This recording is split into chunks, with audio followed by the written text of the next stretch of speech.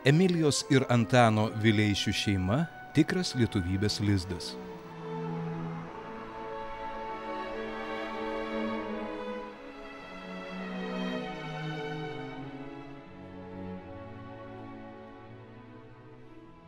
Juozas Tumas Vaižgantas, palydėjęs Antaną Vileišį į amžino poilsio vietą Vileišių kapavietėje Vilniaus Rasose, taip apibūdino šią asmenybę. Buvo ramus, tylus, priešakin nelindo, bet jo darbai vis dėlto laikė jį visuomenės priešakyje. Nedundėjo kaip tuščias bosas, nes buvo pilnas. Rausė gilią šaknį ir Lietuvos kultūros istorijoje jam paskirta gražioji ir garbingoji vieta.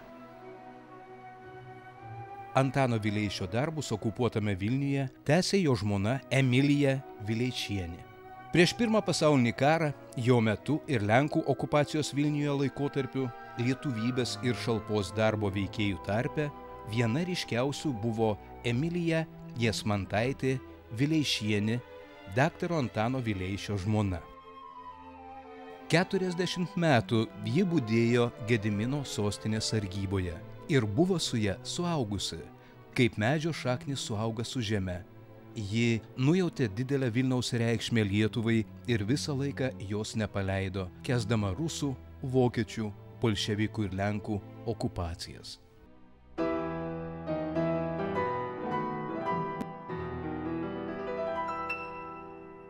Tokių dviejų išsilavinusių, patriotiškai nusiteikusių, 20-ojo amžiaus pradžioje viena linkme veikusių lietuvių šeima buvo greičiau išimtis nei taisyklė.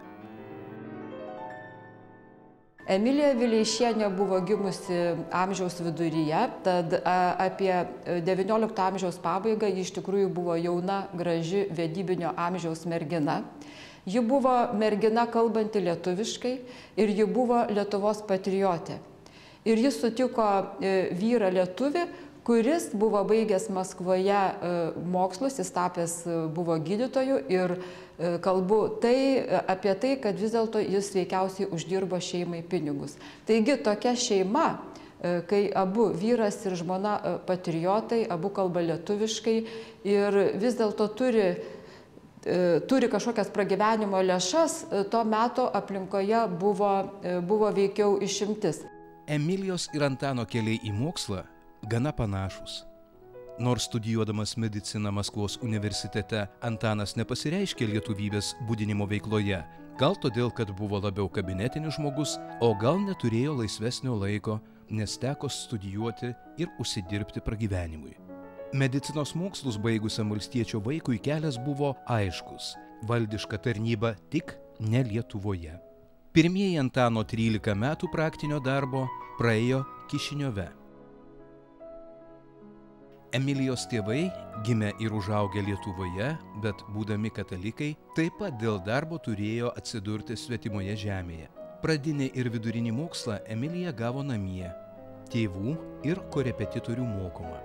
Vėliau buvo išsiųsta mokytis į Petrapilį, Smolnai vardo mergaičių institutą. Ten buvo mokama rankdarbių, kalbų, muzikos, oracijos ir gerų manierų. Įgytos ten žinias leido jai drąsiai eiti per gyvenimą iškelta galva, mokėjo net 6 kalbas. Namie Emilija kalbėjo lenkiškai, nors žinojo, kad yra lietuvaitė. Besimokydama Petrapilį, Emilija susipažino su lietuviais studentais ir nuo to laiko aktyviai įsijungė į lietuvybės puoselėjimo veiklą. Faktiškai lietuvių kalbą įsigilino ir pradėjo domėtis lietuvių kalba studijuodama Petrapilį. Nes tuo laiku faktiškai studentų dauguma mūsų jaunimas tai studijuodavo užsienį. Tai buvo ir Petrapolis, Maskvos universitetas, Rygoje netgi. O ypatingai Petrapolį daug lietuvių studentų buvo ir ten veikė tos visos studentų draugijos. Ten ir pradėjo Petras Vileišis, pradėjo tenai, net jie ten leisdavo savo Kalvis Menagis tą leidinuką. Ir ten tokie vykdavo, reiškia, tie lietuviški vakarai, susibuvimai, ten netokie vaidinimai. Ir ten Emilija įsijungė. Ir kaip pagal Aničio tą knygą, kaip išskaičiau, kad ten, reiškia, Emilija įsijungia į tą lietuvybės, tą tokį judėjimą, susipažino ir su Petru, ir susipažino su Jonu Vileišiu. Nu ir aišku, ta pažintis matyti ir su Antanu, kuris studijavo mediciną ir paskiau dirbo, nu ir taip pat reiškia tokios lietuviškos šaknis. Baigusi studijas, Emilija, negalėdama įsidarbinti Lietuvoje, 14 metų gyveno Kaukaze. Dažnai lankydavo tėvus Kišiniove. Čia ir susipažino su gydytoju Antanu. Susidraugavę, vienijami bendros pasaulėžiūros ir tikslų, nusprendė kurti šeimą ir grįžti į Vilnių.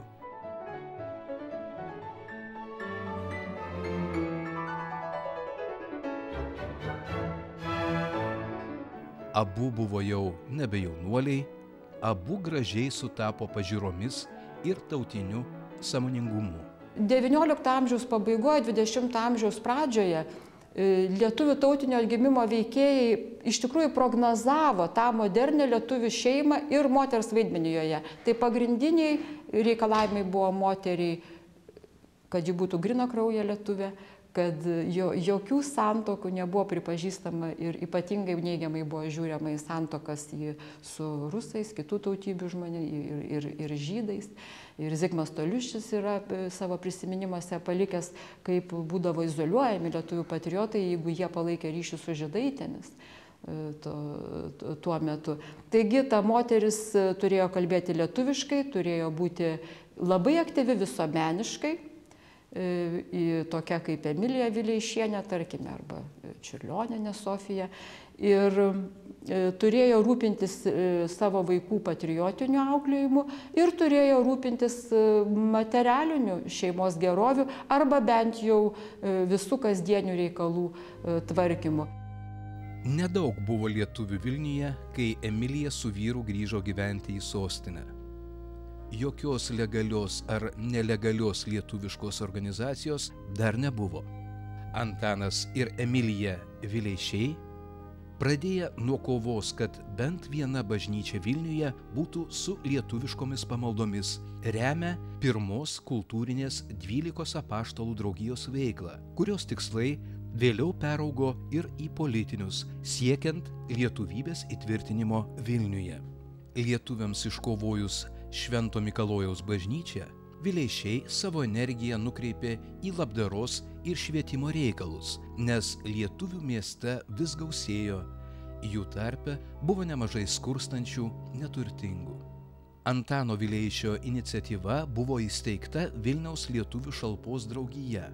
Tokio pobūdžio organizacijai buvo lengviau gauti leidimus ir po legalios organizacijos priedanga burti lietuvius kultūriniai bei visuomeniniai veiklai.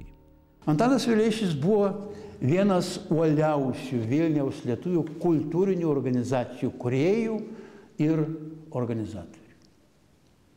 Jo iniciatyva ir rūpesčiu 1904 metų kovo mėnesį buvo įsteigta pirmoji lietuviška legali organizacija – Vilniaus lietuvių savišalpos draugija.